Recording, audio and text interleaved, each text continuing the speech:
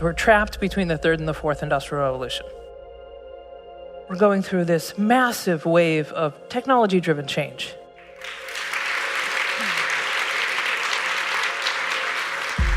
Back in 1750, you had 2.5 generations to absorb the change of something like the steam engine. And now you're going to have to absorb 4 or 5 different paradigm shifts within a single generation. Tech skills depreciate.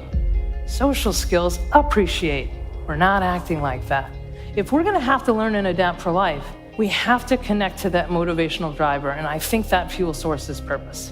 Heather McGowan is my go-to person for the future of work. There are a lot of mirages out there, but Heather is the oasis. She's the real deal. What makes her unique is her ability to convey her ideas through both words and visuals, and the combination of the two are really powerful. We're going from a white majority to soon will be a white minority, from Christianity to plurality of religions, from although we've been predominantly living in cities, we have more of a rural mindset.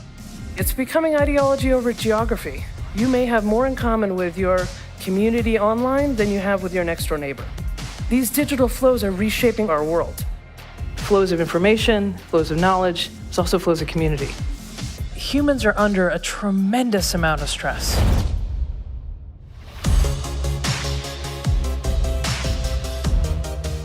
In the past, we learned once in order to work. Now we must work in order to learn continuously. It's about adaptability. Not that long ago, we all lived in the same town. We were born, lived, and died there. Now, we spend half of our time and mental energy somewhere other than where we physically are. So where are you from becomes a really interesting question. It used to be the only thing you did was survive. It looked like this: education, career, retire. You went to school in the first third of your life, got on the career ladder, you collected a pension, and by design, you died a year later. You were successful there if they codified and transferred the right skills into you to get you your first job and get you off on that ladder. Now it looks more like this. Life expectancy is not 90, but it will be soon. Education becomes learning. Career becomes leverage of that learning. And retirement really becomes a reality of longevity. We never saved for or planned for a 30-year retirement. I've relied on Heather McGowan to assemble, synthesize, demystify very complex information. And it always provides a path to value-creating action. She's smart and she's real. We ask these ridiculous questions. What do you want to be when you grow up? That is a ridiculous question. This number is probably wrong. Now I've heard it's a third. It doesn't matter. 57% of statistics are made up.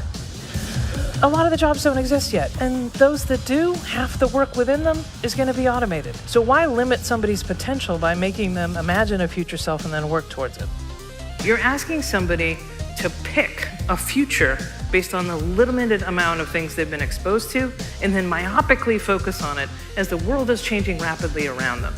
So we're calcifying somebody's mindset and identity around an expression of skills and knowledge at a moment in time, and I think that's dangerous.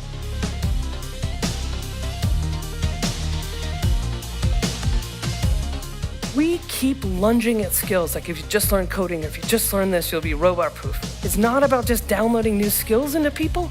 We're humans first.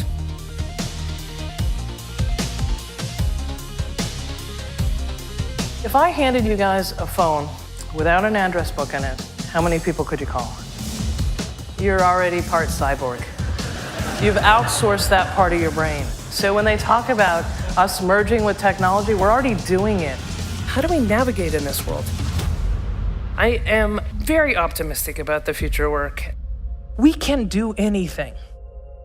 Thank you very much.